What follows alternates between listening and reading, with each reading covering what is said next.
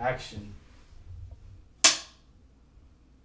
What's going on, Alamo City Movie Talk fans? I'm Ryan D, aka Ryan680. I'm Angela, that Kylie D'Ange. And this is our review of Dr. Sleep, ladies and gentlemen. Dr. Sleep tells the story that we all know, The Shining, the cult classic, The Shining. We see it in Ready Player One. It's crazy, guys. The years after following the events of The Shining, an adult, Dan, aka Ewan McGregor, encounters a young girl with similar powers just like him, while a cult is after her. Let's find out, guys. Stay tuned.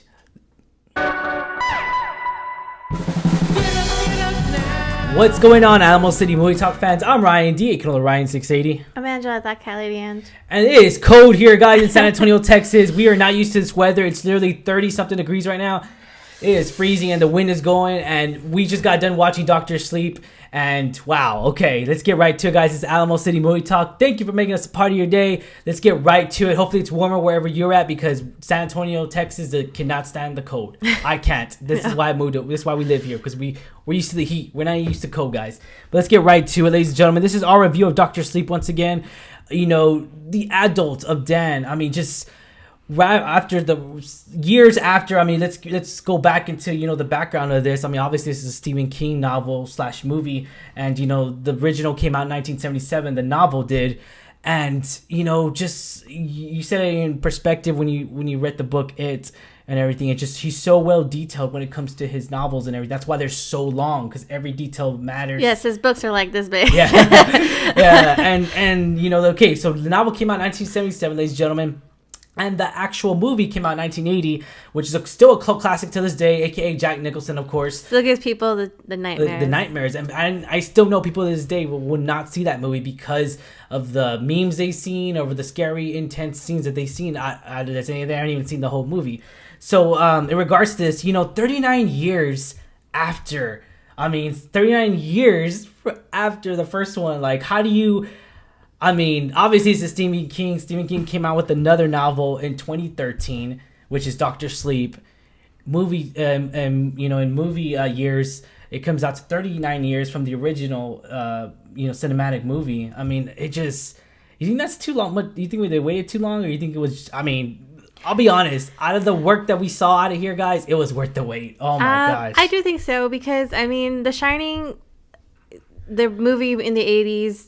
Really relied heavily on the acting. It was the acting, the story, and the little things that were just unnerving and disturbing that made it so, you know, such a popular, good movie, especially the music. And I feel like that continued onto this one as well. Like the music, even though it had some of the same, you know, the main it had good. Other music that was still made it super scary for me, at least. And here's the thing though, guys, ladies and gentlemen, we're not talking about like the music that we're known to see in horror movies nowadays. It's like dun dun dun, like it's just stuff like that. No, it's not like that, or just like full on bass. No, this is actually like still like an orchestra, almost like a still build up, and it gets scarier and scarier.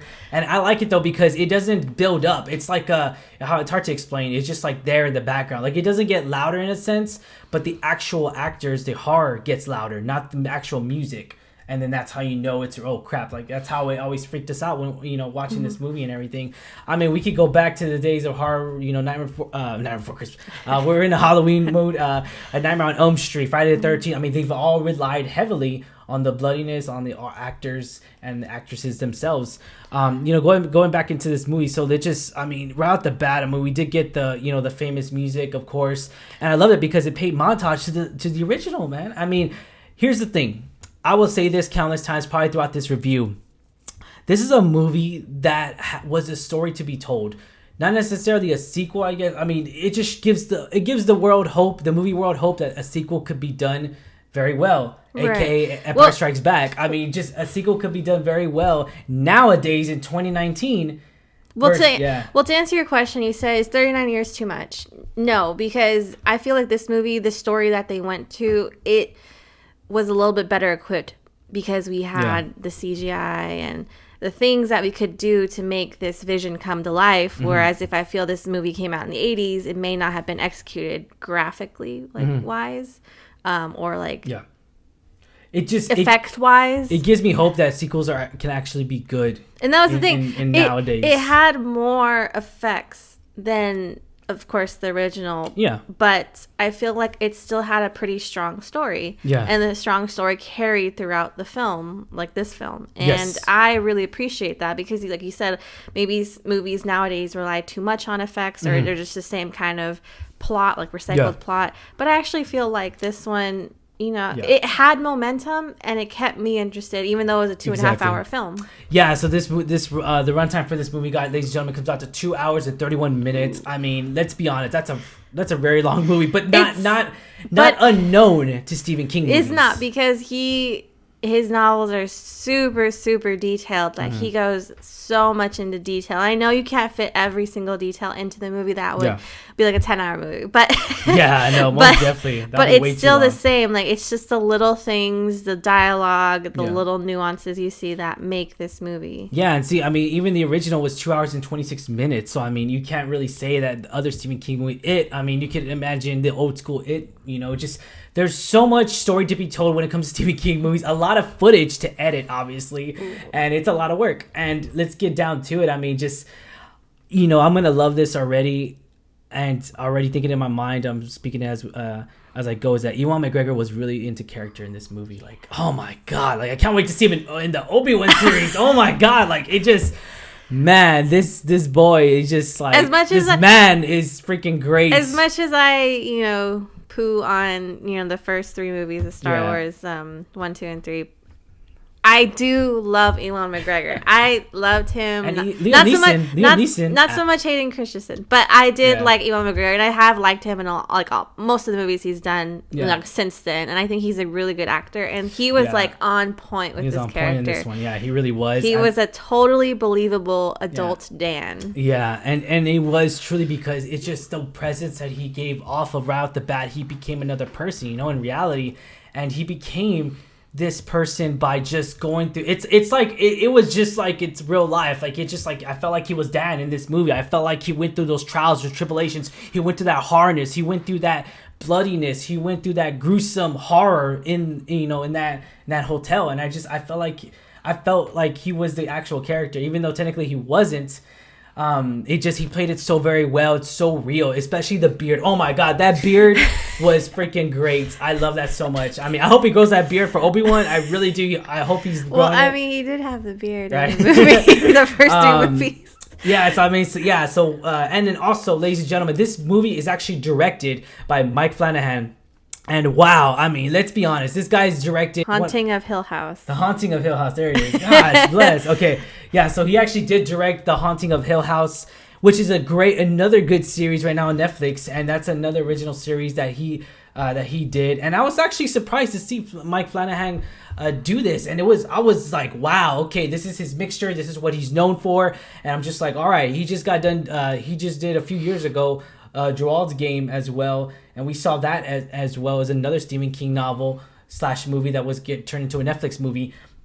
And I was just like, man, okay, this guy's sticking to what he knows, sticking to his guns and what he knows and everything. And I would say this movie was very well directed, because the way that there is a time lapse in this movie, and it just it shows us and directs us in a way to where, like, we know exactly what's going on in every step of the way. So I love that a lot, because there's a lot of movies that really don't, like, they go in time lapse, they go like, it's just not very well directed, and just they kind of lose this a little bit, and they kind of lose focus of the real main story. But no, oh my God, this one was so done very well.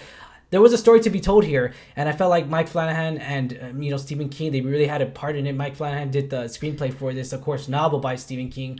I feel like they both had a story to be told here, and they both wanted to tell this story to the world, and it really was a really good story, plot, I mean, everything. I mean, it really kept a pace going. And also, I'm going to say this, and I'm pretty sure people are going to say it as well, is that, when the novel came out in 2013, Dr. Sleep, I was happy that it wasn't trying to upscale the original horror was. Like, it wasn't trying to be more scarier. It was just telling a story of this character, after the years later, after being a kid, after going through all that as The Shining and everything. And I don't think, that's not something that I would have thought needed to be told. But seeing this continuation of this, the plot, Yeah, it makes sense. I do really, now that I think about it, okay, I would have wanted to know what happened to Danny, Yeah. He was, 5 when this happened? Yeah. In The Shining. So where does he go from there? Like, he has these powers that he discovered, in The Shining,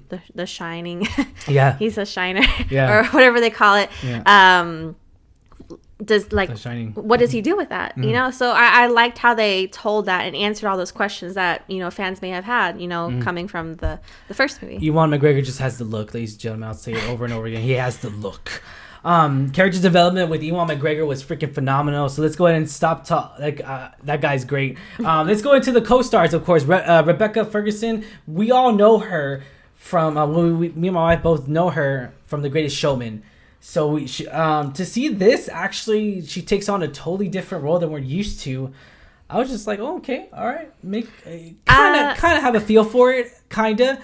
But at the same time, with the climax of this movie, I was just like, okay, that makes more sense, because I felt like it was gonna be, she was gonna try to do more horror, but I was all like, wait, but she has too much of a pretty face to do it. I'm just like, I don't know if that will work. I was afraid it would be too cheesy in the climax, right in the middle of this movie, but it does not feel cheesy whatsoever, guys. Like, again, it does show us a story to be told, and I love it because it feels so smooth and natural. It has a very, very good output of the climax of this movie. It makes sense. I do think her villainy character makes sense. I would disagree with you that she has such a pretty face. She can't be like a violent or psychopath. I would disagree with that notion. Because commonly her presence didn't feel violent, or her presence didn't feel. But you say that's because of her pretty face, right? So that's a misconception. I think that like Ted Bundy, he was attractive, but look at the crimes he did. So. To say that someone with a pretty face or who could be attractive can do something horrible like that, I would disagree with you, because it's happened before in history. Yeah, I get you there. Yeah. And I just, like I said, it just wasn't on camera for me. It wasn't the presence that she carried. But it was okay. I liked her I liked her character. It made sense, and I think she did it pretty well. Yeah. I liked her villainy character. She was I'd say she was a pretty good antagonist. It didn't ruin the movie for me whatsoever. So I'll say that. It was not too bad. I felt like more her other cult people looked more violent than she did. I'll say that. They looked more gruesome than she did. I think it's because she was probably the head honcho and she kind of dictated like the roles out. Plus, I don't think she could have been there was one scene where one of her group members said like, oh, well, when she gets mad, she gets mad. Like that was kind of cheesy line. They're low key afraid of her. So I think it's kind of the same. Like all the good villains that I can think of, they're calm and collected, even when they're like super upset. They just have that unnerving look. Yeah. That something's boiling and you just don't know what they're capable of, even though they just appear so calm. And I feel like that's how that's how her character is supposed to be. Like you start seeing her progress. She starts losing her cool. Yeah, and that's the thing. Like she gets more angry, and that's a lot different than I think what her character is supposed to be. Yeah, most definitely. Let's go into the young lady that was in this, who carried this really movie along with Ewan McGregor, of course, was the character was Abra. Abra. Abra. Yeah, so the character that played I really felt like she actually did a pretty damn good job. I liked her. Yeah, she did really good. She was a strong little girl. Yeah, she carried herself. She was like smart. She was smart, clever, cunning. Yeah. Super not afraid of anything. Oh, yeah. Man, if I was like an idiot hero, she would be someone I look up to. All right. She was pretty cool. Yeah, I'll say that again. I loved her so much in this movie. She really carried the movie. Her along with Ewan McGregor, they both really had great chemistry. I will say this though, I didn't have any problem with anyone interacting in this movie when it came down to chemistry. I felt like everyone had this common chemistry that just felt natural, and it had the natural feel of it. I didn't feel rushed. I didn't feel anything like, oh, rushed. It's a 2.5 hour movie. I know, right? I didn't feel like that we needed to. It didn't feel like it wasn't unnatural to me or whatnot. So I felt like this movie, like everything was believable in this movie, pretty much. That's the way I felt, and it was just a very good, solid movie, really very well put together. Was this the movie that we need? Need. I mean, let's be honest here. Like I said, if the story would have ended with The Shining, I'll be okay. Right. Like, had a story to be told. Like I said, before seeing this movie, I didn't know. I obviously haven't read the Doctor Sleep book. I don't have much time. I read textbooks. But after watching The Shining, I didn't think that, there would, like you said, needed to be a story to be told. Yeah. Before I saw this, I'm just like, The Shining, I'm good. If that was it, that's the story. It's done, right? Even though, everything's up in the air regarding to what happens after. But after seeing the Doctor Sleep, I think that's something that we needed. Because I had a lot of questions after seeing The Shining, like what goes from here now? Like what happens to the characters? I mean, because the mom and Danny live, so what happens to them? What do they do? Spoiler alert, the mom and Danny does survive The Shining. You haven't seen it. But I think so. I liked it. I liked that closure. I'm a closure person. Yeah. It's part of my OCD. So okay. So all right. So you're gonna say yes? Yes, I definitely think me too. I'm gonna say this. Was this the fun that we deserved? Most definitely. I would say this is the movie. Like I did not think it was gonna be this good. Especially since it was done very well. Very long ago. I think. And very well. I think it would not have been what we deserved if it was poorly done, if it was, like you said, like just a money grab trying to cash in on the Shining appeal. I didn't feel like this was a money grabber. I felt like this, I mean, regardless, it's a business. I get that. They're going to here to make money. But I felt like this movie needed to be told in a sense to where, like, it's a closure. I mean, Stephen King made the novel in 2013. I mean, it was bound to happen very soon. It was bound to happen anytime. And the fact of the matter is, like, they got a right guy to direct it. They got a right guy, the director's chair. They got a right guy to lead along with the actor, leading actor, Ewan McGregor, the great Ewan McGregor. And it just, wow, it was really good. I'll say that. Now let's go to ratings. 1 out of 10. What are you going to give it, Angela? That's so hard. I would say probably a solid 8 for me. Oh, damn. Okay. Because I really enjoyed it. I'm going to do 8.5, ladies and gentlemen. Okay, that's fair. I'm going to do 8.5. I mean, almost a 9. It was a very good story. It was told very well. Direction was very well. Cast was awesome. Yeah, most definitely. I think for me, it's a solid 8. All right. Alamo City Movie Talk does recommend this movie, guys. If you're new, be sure to check it out, guys. And it's Halloween season, the spirit to be scared and everything. So be sure to check it out. I'm pretty sure everyone is. This would probably, when we release this video, it will actually be coming out in the following weekend. So be sure to check it out, guys. We got an early screening for it. So be sure to check it out there near you, ladies and gentlemen. The sequel to The Shining, Doctor Sleep.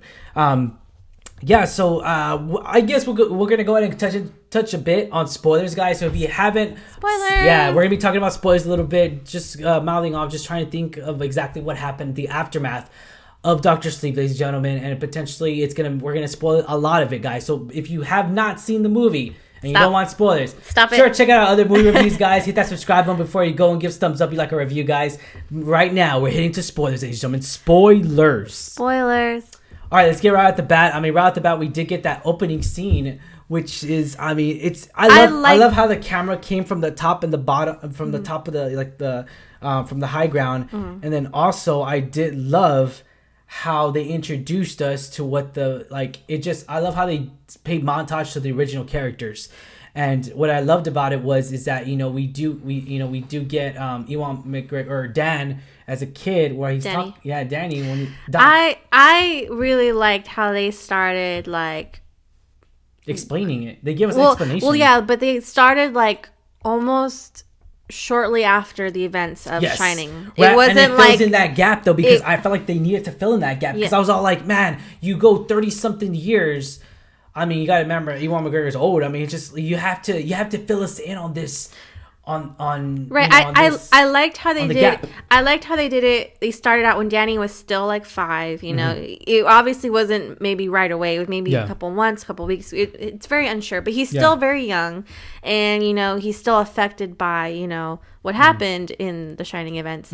And I liked how they gave us that little 10-15 minute scene, whatever amount it was, just showing when he was young, and then they skipped it to whenever Dan was and it wasn't even like completely to present day. They skipped it to when he was an adult and going through some rough times, and then he got his life together, and then it was another time period lapse. I really liked the way it was set up that way.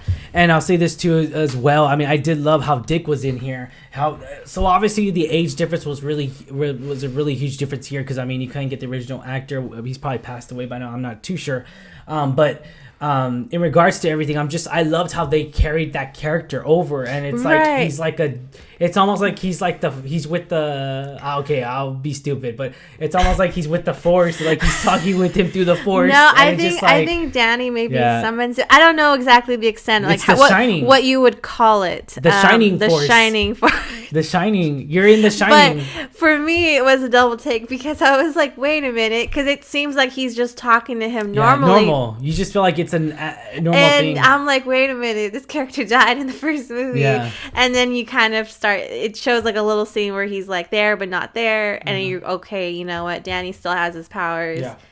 And he's talking to a ghost. Yeah, that was pretty trippy. I was just like, what? I thought he, what? It doesn't make any sense. It kind of tripped me for a second. I love that. Also, I'm going to say that I really did enjoy, I know you did as well. You most definitely did. There was a cat in there, and the cat was... So that's one of the aspects, I guess, Danny uses his maybe powers for good. He comforts people he works in a hospice center, so he comforts people in their last moments before they depart. And it's funny because the hospital or the hospice center has a resident cat. Yeah. And it's funny because the cat always has like this sixth sense, so it always goes to patients that are about to die. Yeah. And it's like a tall tale. Like if the patients see the cat laying at the bed, they kind of know.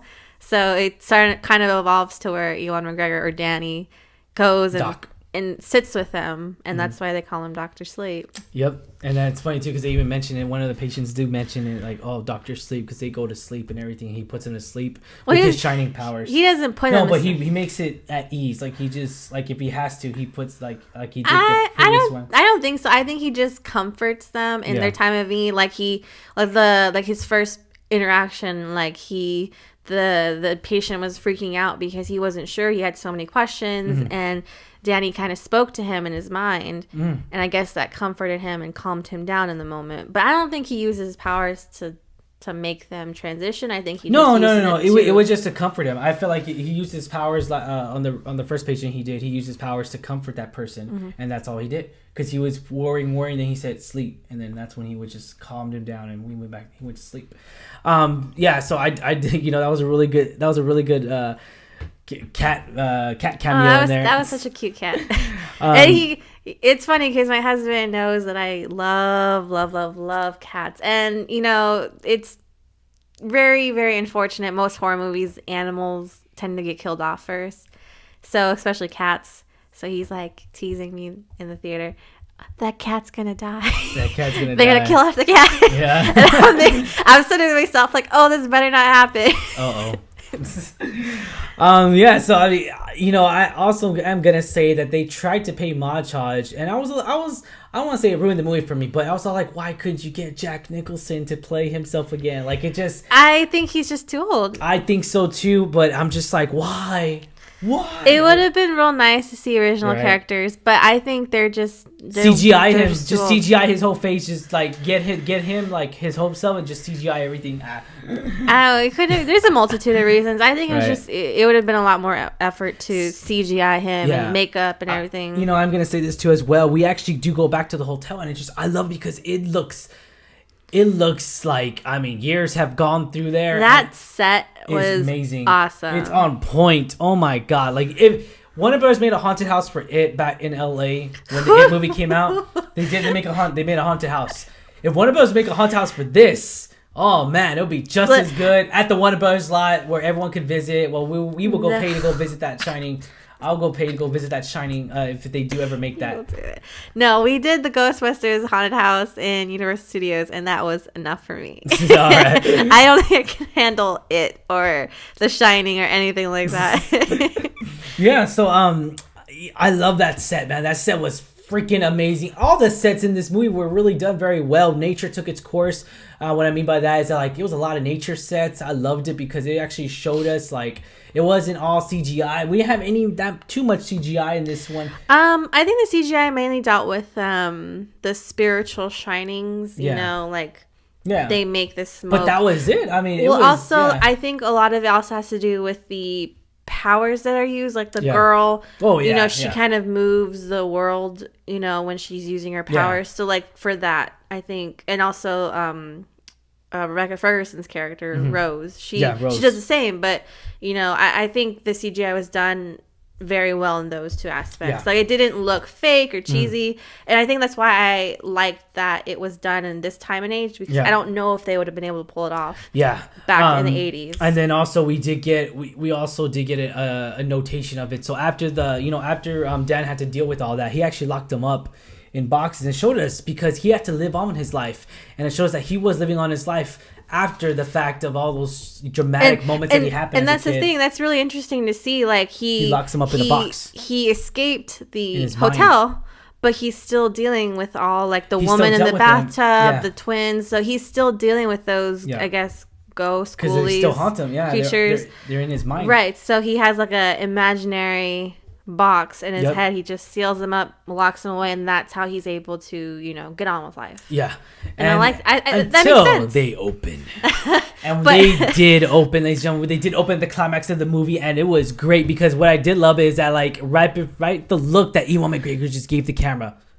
I'm trying to give the look, but I can't. I'm just like it just, I don't know, it just opened up, then it went straight to the scene where in his head where all the boxes, boom, they all opened up, and came all the iconic horror people. And they killed Rebecca Ferguson, because she had the shining. And I loved it too, because even he knew that, like, you know, this place is it's unnatural to the shining. Like, it just, like, to the shining people just like us, it's so unsafe for us. It's totally not safe for us whatsoever.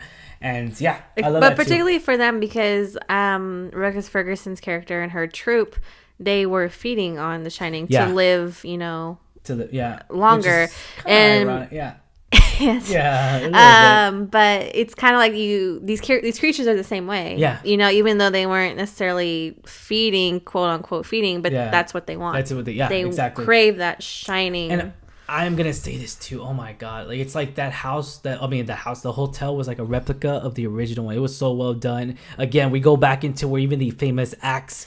When Jack Nicholson, it's just that all that was still there. It felt like it was just... It was so funny how the little things were still there, like the red room or the red rum on the door, the cutout from when Jack Nicholson hacked it in the first movie, that was still there. In the bathroom too as well. I mean, just everywhere, every single scene that you can imagine in The Shining is literally still implanted. The hallway it was great. It's like they went, and even the layout too. The layout in this, and they do go into the original hotel, and the layout of it is just so man. It just typewriter. It's funny. The typewriter. It just looks like it just feels so natural. And it feels like it's just literally right after. Like it just feels so natural to me, and it looks like, because like they kind of briefly mention it, like after what happened in the Shining movie, it closed down, they abandoned it, let it rot, right?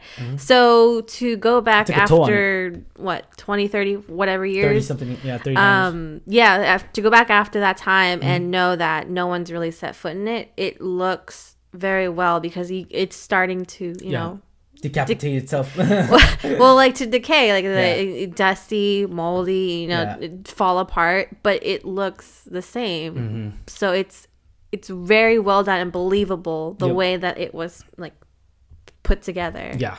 Now let's go to the ending. So the ending of this movie, it kind of leaves us as a cliffhanger, and it doesn't leave closure in a sense. And let's talk about that. So what does that mean? What do you think that means? there might be another movie. We don't know. I mean, it's up to Stephen King. I mean, it's up to Stephen King. Make another movie, please. Or make another novel. It's up to Stephen King, to be honest.